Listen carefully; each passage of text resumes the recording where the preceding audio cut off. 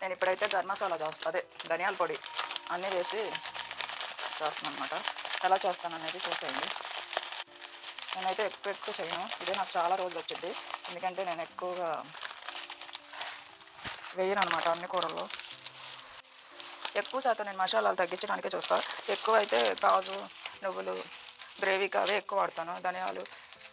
ధనియాల పొడి వాడతాను.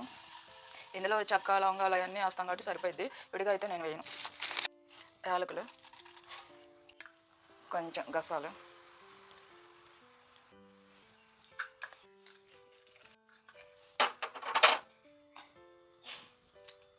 చెక్క,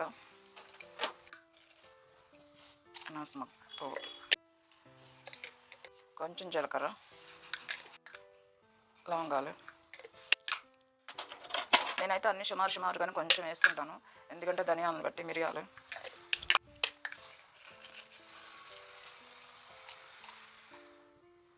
ఎన్ని అవసరం లేదు, చాలు. మనం ఇది బిర్యానీ మసాలాలోకి వేసుకోవచ్చు, కూరల్లో మసాలాకి వేసుకోవచ్చు, గరం మసాలా కింద వేసుకోవచ్చు, ధనియాల పొడి దేనికైనా వేసుకోవచ్చు. కావాలంటే విడిగా ధనియాల పొడి కూడా పట్టుకోవచ్చు.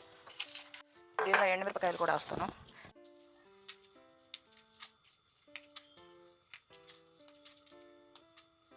అయితే ఇప్పుడు ఏం చేస్తాను,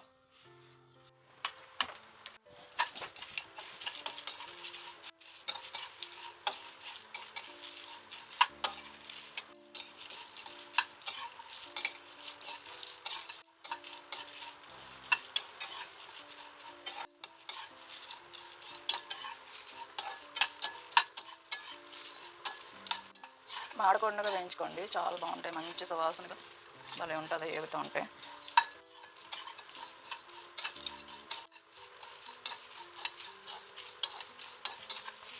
ధనియాలు వేగేసరికి అవి కూడా వేడికి వేగిపోతాయి, ఆ వేడి చాలు.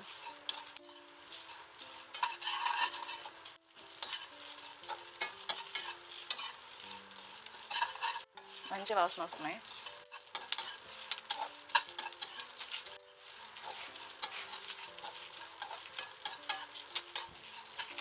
చాలు, ఈ వేడికి అది అయిపోతాయి.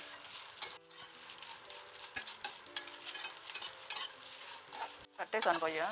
ఈ వేడి ఉంది కదా, వేడికి కొంచెం తిప్పితే ఎర్రగా వచ్చేస్తాయి అన్నమాట ధనియాలు కూడా.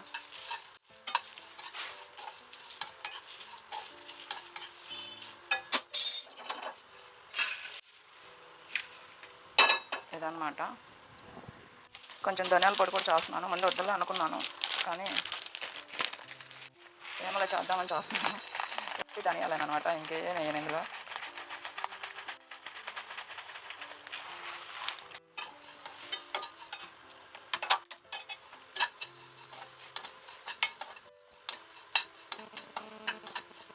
పుట్టి ధనియాలేనమాట అవి.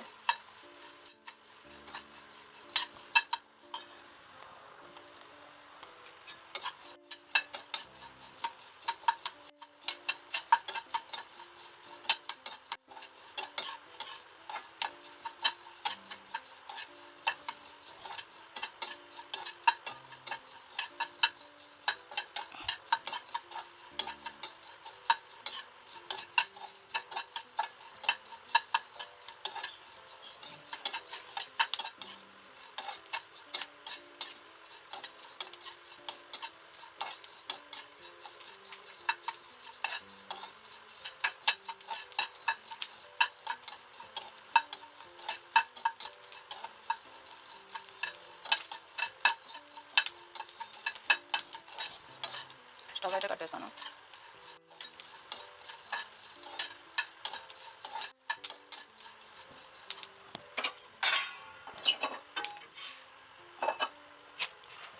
ధనియాలు,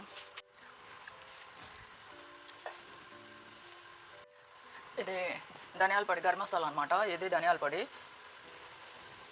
ఇది గరం మసాలా, ఇది ధనియాల పొడి అనమాట. నాకు చాలా రోజులు వచ్చింది, తర్వాత అయిపోయాక మళ్ళీ పట్టుకుంటాను. ఇది గరం మసాలా, నేను చేసింది ఈ క్వాలిటీలోనే, ఇంకెక్కువ చేయలేదు. ఇదే నాకు చాలా రోజులు వచ్చింది.